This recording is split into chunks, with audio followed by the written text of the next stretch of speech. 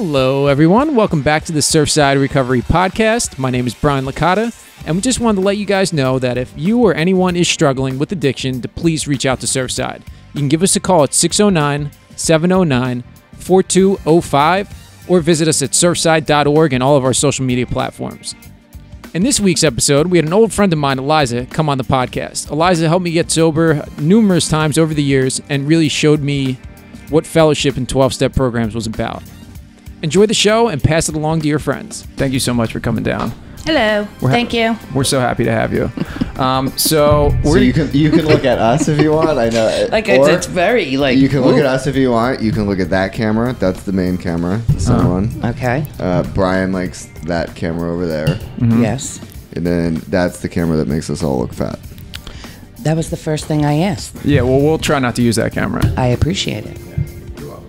Thanks. Me and Eliza, our story goes back a long, long way. Probably we met in 2016, 15, 16, something like that. Probably, yeah. So I had just come back from California. Yes. And I was probably 40-something pounds lighter. I would even say. Well, now Brian does CrossFit, so you can tell he's getting jacked. He looks great, though. He does. She said I was very handsome as soon as I got out of the car. I did. As soon as she got to out me, of the though, car. he's baby Brian. Sure. Absolutely. Sure. So I don't want to go too much into the old stories, but one thing I do want to say is that, I tell people a lot about you and Brad's Eliza's husband, and they were the ones who really taught me about like true fellowship in 12-step programs. Mm-hmm. So and we want to kind of be clear to keep it on 12-step programs. Absolutely. So you got the deal. Okay. Yep. Cool. So I was living with my brother, and I was going to a clubhouse up in Pennsauken, and I think we met during one of those Back to the 40s workshops. It was like right around there. Yeah, maybe right it was at some meetings. Like a Wally P type thing?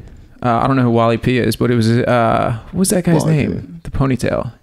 It's out of like a yellow Al B. red book. I'll be. Yeah, yellow book. Yeah, it's Wally P wrote the book. Yeah. So I was going to the club anyway, and Eliza and Brad were club members, right? Mm-hmm. Yes. Or just went there all the time, and they pretty much scooped me up. I mean, I couldn't get more than maybe 3 or 4 days clean. Like I wouldn't even say 3 or 4 days. I was still getting high. Yeah, exactly. I would say hours. But faking the funk. Faking the funk the whole time. So it was like I always kind of tell people about that time in my life, because it was like really important. And when I was at the club and with you guys is when I first started to believe that like the program actually worked. Mm-hmm. Like I got to really see how people just in the rooms like cared for you kind of unconditionally. Like no matter if I was using or not using, you guys would always pick me up. And it was like one of those things where you would take me home from the club and you'd be like, all right, we'll be here at 7 to get you tomorrow. And I'm like, They're like, no, we'll be here at 7 tomorrow. Be ready at 7. We're coming back. And then it was just like that and like that and like that. And then I got hooked up with the sponsor. I started doing a little bit of step work, and I had like my first, I guess, experience really with the program. Granted, it didn't stick, but it really primed me for when I moved down here, that I was like ready, willing, and like you knew what you needed to do. And like believed in it. right. You had hope. Step 2. Yeah. You had hope. I mean, that's what you had at that time. You saw that sober people. Can I say sober? Sure. Okay. Clean, sober. Okay. Clean and sober. Clean and sober. Not using. Not abstinent. using. Yeah. Total. Sure. Sure. Okay. That could have fun. Right. And we did. We were crazy and stupid but had belly laughs. Yeah. That was the difference. I sometimes I don't miss those times, but like sometimes looking back, I'm like, man, it was like we had a lot of fun. Like we had those pictures from that bonfire came up. That was 3 years ago. I was looking at that. I was like, holy crap. Yeah, there's a lot of people even in those pictures who aren't around anymore. Really? Yeah. I didn't know that. Yeah. What would you tell somebody who? So I always look at Brian's experience as a valid step 2 experience. Right, it's like when Bill says in the chapter Bill's story, he says like he talks about his starry-eyed friend coming to the door. Like it doesn't necessarily stick for him, but like it's the first time he like starts to believe that this this thing can actually do right. something. Well, I think absolutely. You know, the seed is planted. Sure. So just because somebody does that, what I have seen is that, you know, people will do that in like the peeling of the onion. They'll do it in layers where, right, like initially it might be like they think that the treatment center can restore them to sanity, so they go to the treatment center, they think they've been restored to sanity, they leave, and then they get high. Yes. You know, we see that a lot at Surfside where guys will come in, they'll get sponsors, they'll do the deal, the obsession is removed because what do you know? They're doing the deal. Holy shit. Right. You know, it's working. Oh my God. And they're so well that by the time they move out, they don't need to do meetings and stuff anymore. Of course not. Because they're well. They're cured. I wouldn't go about cured, but they start to think they have the power again. Right. Absolutely. And therefore, they forgot about step 2, right? They forgot that this is going to continue to keep them in a position of sanity. And so what would you say to the person who's like,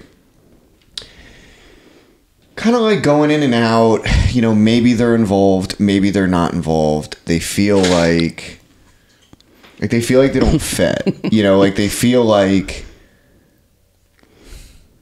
they're the person like watching other people have fun, but they don't know how to engage with those people. They don't feel comfortable engaging with them. Like, what would you give them? Like, So, what kind of tips would you give them? Can I say a little bit about my experience? You can say whatever you want. So, I got sober originally in 2005. Me too. Really? But I'm not sober since then. Oh, I still. But that's my experience, Yeah, which sure. is great Sure. because I got sober in 2005. I sat in these rooms for 8.5 years. Not drinking and drugging, you know, but still living dirty. And I'm not talking law dirty, just lying, you know, manipulating. Exactly. But I didn't know that then. And at 8.5 years sober, I wanted to put a gun to my head because I couldn't understand why you were laughing. Everyone's laughing, but I'm not. Like, I want to die. I'm not drinking and drugging. That's what you're telling me. Don't drink and go to meetings, you know? But I'm dying. So for me, you know, my experience also when I first came into the rooms, I didn't drive.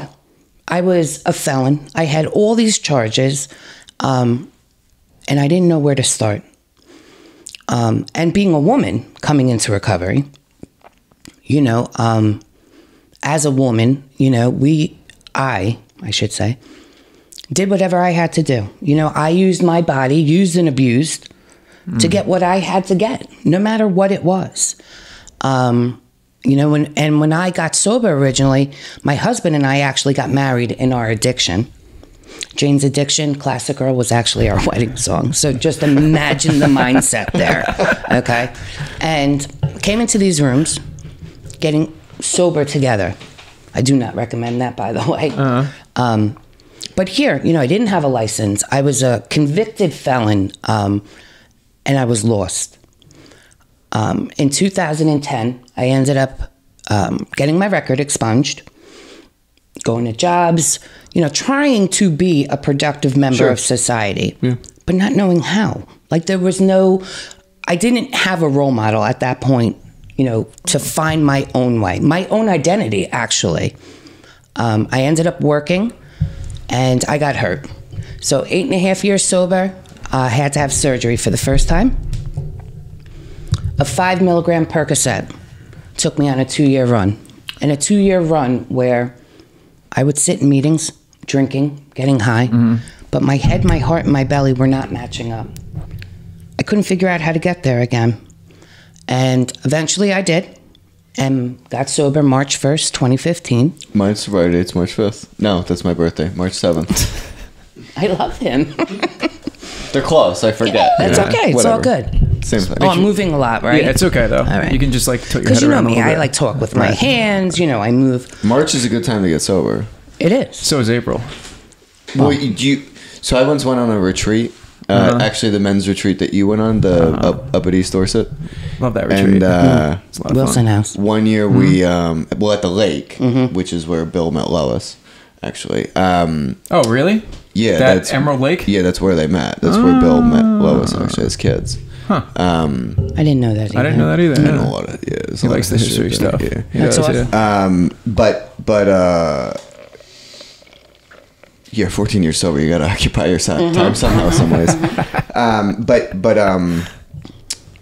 Oh yeah, so we like looked at everybody's sobriety dates. There was like something like 70 guys there, and all but 2 got sober between like November and April, and then there was like 2 guys that got sober like in the summer. Well, because in the wintertime, everyone comes into meetings because it's cold to be homeless. Yeah. And in the summertime, it doesn't matter. It's depressing. It's gray. It's the worst. It's like, especially like a lot of those guys were from Vermont and New Hampshire, and it's just like miserable in the winter.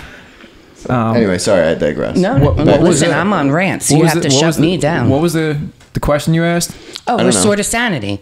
Basically, how do you, I restored myself, God. But when originally I got sober again, I hated everyone. Right. Oh, I know where we're going. I hated everyone around me. Everyone around me. And then August of 2015, I had that experience. It was 6:00 in the morning, and I made a cup of coffee. I was smoking a cigarette, which I have done. Don't recommend either. And as I exhaled that cigarette, a peace came about me that I had never had. Like all those years I was in the program, all those years I sat there, I never had. And at that moment, I was 40 years old, and I knew I had finally surrendered to the disease of alcoholism and addiction. I mean, I knew I could never drink or drug successfully ever again, no matter what the concoction was. And at that point, then I was able to move forward. And do the work. So what would you recommend to that person that's like struggling to find that connection? And I'm thinking about it because somebody, like we were talking about outside, somebody close to us overdosed last night. This person they're young, they've tried to, and I wonder, like, they've done work, right? Like they've had sponsors, they've done fourth and fifth steps, they've done amends work, they've even tried sponsoring other people. But I always go back to like, do you really believe? Like it sounds like this person had pretty aggressively in the last like 6 weeks dropped off meeting attendance, stopped calling their sponsor, still was, working with a sponsee. Right. But like to me, that shows 100% lack of step 2 and step 3. Absolutely. If you don't want to be sober, you're not going to be sober. Sure, but like at the end of the day, that's what it kind of. Oh, sorry. Sure, and I think that's true. But it's also like it talks about in the literature, like at a certain point in time, you can't remember the suffering and humiliation of a week or a month it's amnesia. Ago. Absolutely. And therefore, it's like, so I look at some of this stuff I wonder, I wonder if like in the back of his mind, like he had that thought of like, I just don't fit, like something's not clicking. Yeah, I mean, I can kind of relate it back to like, do you understand what I'm saying? Yeah, like when I was running around with you guys, I think I just like I believed that like AA could work, but I think it was the fact that I was still so caught up, like I just couldn't put it down. Like I knew that there was the way out, but I just didn't really. I think it was like the physical hold was so strong on me then. It's just why I couldn't get it. When you know the solution and it's in front of you, but you can't, pride, ego, whatever you want to call it, whatever you want to call it, to move forward, and it's right there. But to get there, even sober or relapsing, and to get there again, it's such a mental. So you've never relapsed? No. Okay. So it's the one, and I know the literature through and through, and inside and out, and upside down, and it's the one piece, because. So when I got sober in 2005, it wasn't like it is today where you just run off to treatment. Absolutely. You know what I mean? I'd been arrested 9 different times. I had 2 DUIs. I had felony narcotics charges. I went to jail. Yeah. Not long. I was usually let out within 24 to 48 hours. But I was a fucking loser. So was I. I was an animal. Yeah. Ripping and running. That's what happens. And me and Andrew were talking about it the other day. It's like, it's so far. Like sometimes I feel so far removed from that, and I said it yesterday when I was running a group. Like I'll be the first person to say that I find Alcoholics Anonymous or other 12-step fellowships incredibly inconvenient.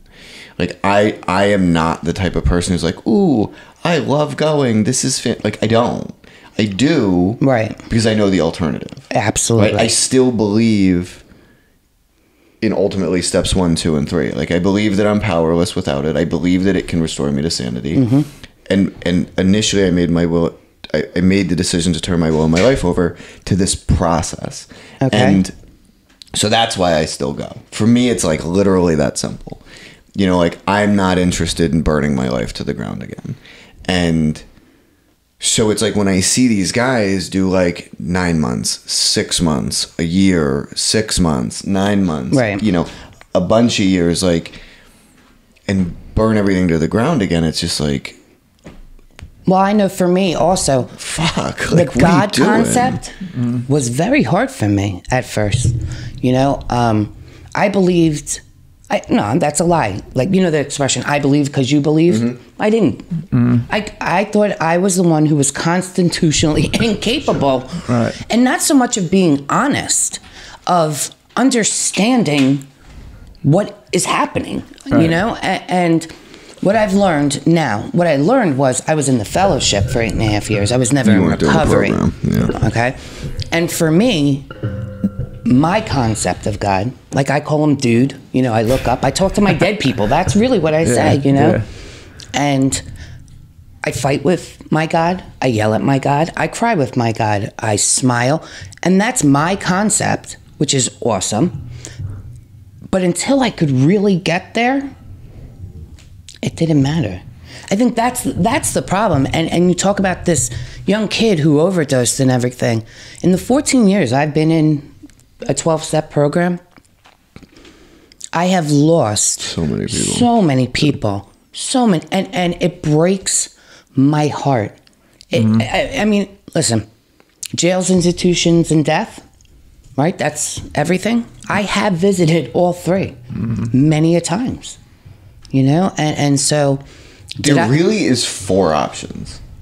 Well, jails, institutions, death. What, get sober. Get sober. Yeah, that's it. And we talked, right, Andrew? We talked about that this morning. Absolutely. We should get we really should get a camera on Andrew. He's eating the munchkin. He's like, what's Howard Stern's guy? Which one? One of those guys who call in Howard Stern all the time. Oh. My wife would know. She loves Howard Stern. My dad's a big Stern fan too. So are we. I'm a big Rogan fan, and they got young Jamie in the background. That's like young Jamie. Yeah, he's often young Andrew. Young Andrew. But yeah, it's like it literally is. It's jails, institutions, death, or get sober. It's sad. It's really, really sad. Yeah, I think part of the problem is, at least the way I see it, like when you were talking about how people they don't. Like back in 2005 or whenever before, people didn't go to treatment. But what happens now is kids' parents or kids decide to go to treatment, like myself, with absolutely no desire to get clean, or not even believing that you need to get clean. Well, so what would happen is I would get sent to these programs for 3, 6, 8 months, 9 months, whatever. Then I'd come out and get high again because like I wasn't ready. And that like being ready part is just a process of a bunch of bullshit. That's really nice. Really? I like that. He hand carved that. Did you really? No. Oh. Jesus. I don't know him, so maybe he did. Who the hell knows? Yeah, it's Sorry. That's all right. We digress. Yes, we do. But again, that's what's great about being sober. You know, like here, we can be... Don't touch that. Oh, me? No, no. It reverberates through the microphone. Oh, got it. Yeah. I'm like, You can be serious, but then, you know, go on rants, laugh. I mean, to me, that's sobriety. To me, sobriety is... So what would you tell... So again, my original question. What would you tell the person who's sitting in some sort of 12-step meeting and they feel lost? They feel like they just don't fit. It doesn't matter their age. It doesn't matter how long they've been sober. They just feel like everybody else is like getting it but them. What would you tell them? If you had to give them like 2 quick gems Don't tell them too much because you don't want them to forget. Okay. You gotta Right. keep it simple. I would say we don't shoot our wounded. That's something very close to my heart. And I would say I would probably scoop them up and just show that person that it's okay. But let's say you can't, because you're out of town or whatever reason. You just can't. You've got to tell them something and walk. I hate the catchphrases, but I get them. Sure. You know, don't leave before the miracle happens. You know, let go and let God. I would say just stand still. Like, just stop and breathe. I mean, that's kind of what was said to me. Just stop and just take a breath. Because I forget to breathe. Yeah, me too, all the time. You know, just take a breath. Do you know what would you say, Brian? Does that make sense? Mm-hmm. Yeah, I mean, I don't really, I don't think there's really much I could say that would make any like difference. That's my personal Do you know opinion. what I would say? What? Don't drink? Don't drink and go to meetings. No, I would say talk to somebody who knows what they're talking about, and tell them how you feel. Right. Well, yeah. I would say, because I deal with a lot of like younger guys or guys like around my age, and They don't talk about it. Well, and People sit in these meetings and they wonder why they have to be there. They don't like it, and God forbid you say, "This sucks." It's why I actively say, like, I am the first person to say, like, I am not thrilled about going. I was at a see that meeting all the last night, time. and this guy said that, a friend of mine. But then it also goes back to originally what I was talking about with shame and guilt and afraid to say what you did or did not do in your addiction. You know, so having that fear separates, you know, it separated myself. I don't know you or, you know, with Brian, afraid to actually say, listen, I was a scumbag. I was an animal, you know, and, you know, it's all fear, you know. What is someone going to think of me? You know, if I tell you my deepest, darkest secrets, are you going to look at me different? Or even like, I think these meetings suck. Right? Like, how are you going to tell them your deepest, darkest secret if you can't even say, like, I think this is BS and I'm struggling to even come? Absolutely. Yeah, I think one of the things I would say is, like my sponsor said it, you know, he came to the rooms because he wanted to stop being a piece of shit. And unfortunately, he had to stop drinking and getting high to, like, do that. But, like, what I would say is, even if you don't like it, like, it's just something you have to do. You know, like, you just either do it or don't. But, like, if you don't do it, you're beat. Yeah. That's probably what I would say. If you don't do it, you're beat. Yeah, but to tell someone you know, do it or don't do it, like you said, you walk in, you know, this sucks, or this guy is speaking, you know. But I would, again, take a breath. You know, take a breath, look around you, and like, find someone you think you can relate to at that time. And you don't know? be afraid to talk to them. Yeah, but you are afraid. I mean, that's the whole problem. You are afraid when you walk. like have to walk through that, I guess. Yeah, you know? Like, it's okay to be afraid. I said to a guy yesterday, he's thinking about relocating to this area from, like, Brooklyn or something, Staten Island, and he said, like, man, he's like, which was, like, kind of a shocker what he said. He was like, I know it's something I need to do. I'm just afraid to do it. It's like, this kid's totally workable. He was thinking about coming down here. Yeah. And Did you get sober down here? no, I got sober in Vermont. Okay. And then when you moved down here, you were sober. Well, I moved to New Hampshire. Then Okay. I moved to the Dominican Republic. Then I went back to Pennsylvania for a hot stint. Then I came down here. Okay. So were you sober when you came down here? Yeah.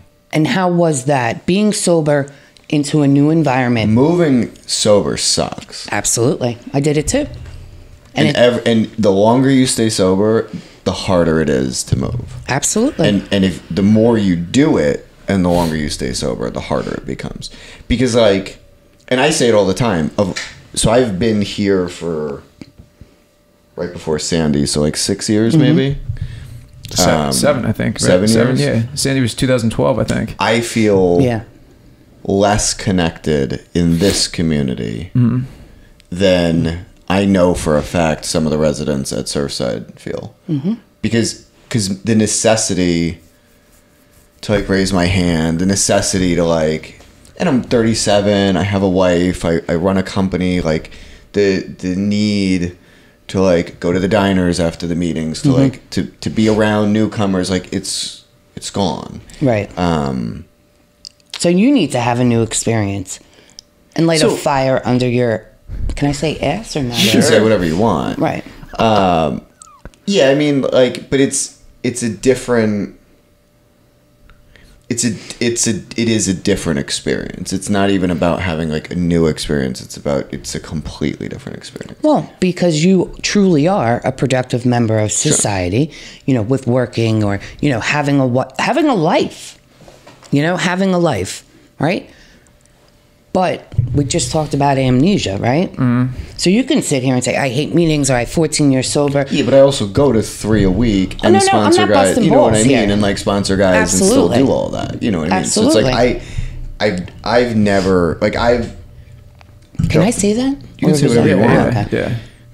We're rated R, this podcast. Yeah. That's the best part. No FCC regulations. Nice. I've done all that stuff, but I guess that's why I say it, like, even though I don't like doing it, like, I still do it, and I've consistently done it. Right. And I've also consistently stayed sober. What do you know? Mm-hmm. Right. You know, like, I've consistently been able to say, like, I don't like doing this, or I don't want to do this, or whatever, versus, like, this young guy that we keep coming back to, like, yes. Mm-hmm. He, instead of him saying, like, I'm frustrated and I don't want to go to these meetings, just stops going.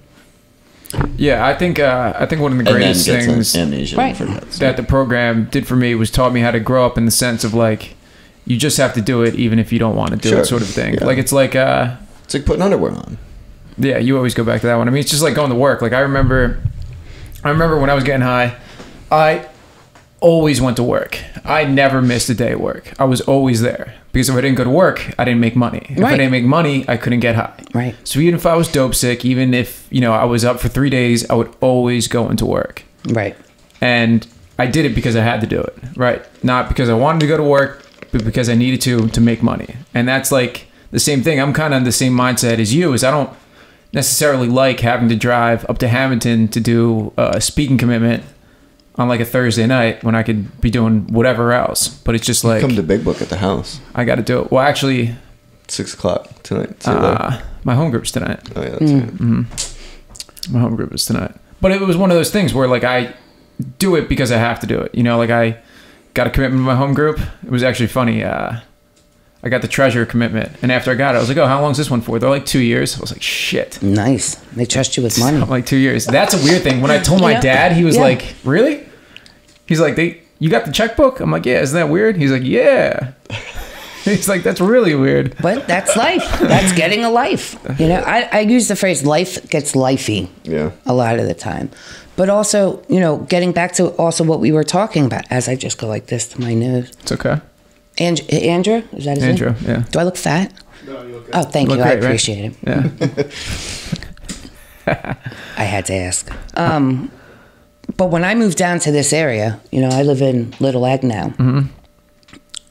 I was 2 years sober. And for me, it wasn't welcoming. Like, that's how I felt. And being sober and like you were talking about with change, you know, and going to these meetings and, you know, I have my own tics and my own quirks. And for people to find that out about me, even being sober, it was terrifying. It really was. It was easier for me to retreat back into my house than actually put myself out there, you know? And once I finally did, you know, I can still retreat. You know, it's very easy. And going back to what you said, having sobriety, having time, it's very easy to start saying, oh, well, you know, I'm exhausted. I worked all day. Let me go do whatever I have to do at the house. It's very easy to retreat. And when you talk about that amnesia, that comes back, you know. But I have a group of women around me that do not let me do that because they know my character defects. They know that when I don't send my good mornings or my normal routine is off, immediately, you know, they know something's up. You have a hair on there or something? Yeah. It's probably from your beard. Exactly. But that routine it's from the stuff is dog. something we regularly talk about on the podcast and how it's important. And, I was actually talking to Ian about this. I went on a retreat this weekend. And one of the things that I kind of came to terms with when I was out there is that I need to start my morning routine, which is like getting non-existent. I was waking up, jumping in the shower, pouring a cup of coffee, sitting down at my desk, and then just working until whatever time. And when you do that, like your whole day is just jacked up. Like this morning, I woke up, did some stuff on the computer, took a shower, made breakfast, had a cup of coffee, came over here. And by the time I got here, I was like, ready to go. Ready to go. Ready to go. Do you have any final thoughts you'd like to tell our viewers? Maybe something to the young women who are just coming in and getting sober, or Absolutely. I'll say something to the young women. Stay away from the old men. 13 They're steps. really creepy. Predators. If there is an old guy, if you are a young lady and there is an old guy who wants to hug you every meeting you get to, and you feel that is creepy, it is. Absolutely. For the record. Absolutely. But I also say to women, even the men that come in, it's okay. I know for me, I had to realize that my past does not define who I am today. Today I could say I'm a sober woman of grace and dignity. I like to say grit and grace. Still rough around the edges regardless. I'm a tomboy, So for me, it's grit and grace. But I know that the people I have around me, my sponsor today, who, you know what, she can go after me, and she knows when I become quiet and shut down, always backs it up with, I love you, Eliza. I just want you to be a better version of who you are, or who she is today. I'm 44 years old. Do I look good for 44? I'm good. 45 in April. Right. I've been married. I've been with my husband 18 years. I thought you were like 25. Oh, God, I love you, 21 and gorgeous. But I've been with my husband for 18 years, and here's a guy who which have been to hell and back again. And after 18 years, I can sit here and say, he's my soulmate. He's the love of my life. And I know that today. I didn't expect my life to be where it is at 44. But who makes that mark? Sure. And especially for women in recovery, like who makes those time frames, those marks, And I call them the little monsters in your belly, like the little monsters. And once I was able to let those monsters out, and that's why when I started this, I was very serious. And when I said what I said, and I'm not embarrassed about that because, I don't have anonymity. And I choose that for myself because I want that girl, even man, to be able to say, I get it. Like, I understand you, it's all good. So I always say to the women or the men, your past, and I'm repeating myself, but your past does not define who you are today. Very true. And I think that is the biggest thing for women coming into recovery, or men. And under any all circumstances, we don't pick up. Right. That's huge too. Like I just went through a health issue and I was in so much pain. It's with my teeth. I'm just going to say this. And I was shaking. I've never shook from pain before. And I went to the hospital and, they said, obviously I could have legitimately anything running through my veins. And I said, well, let's just try Toradol. It's like the heavy duty Tylenol. And they gave it to me. And was I still in pain?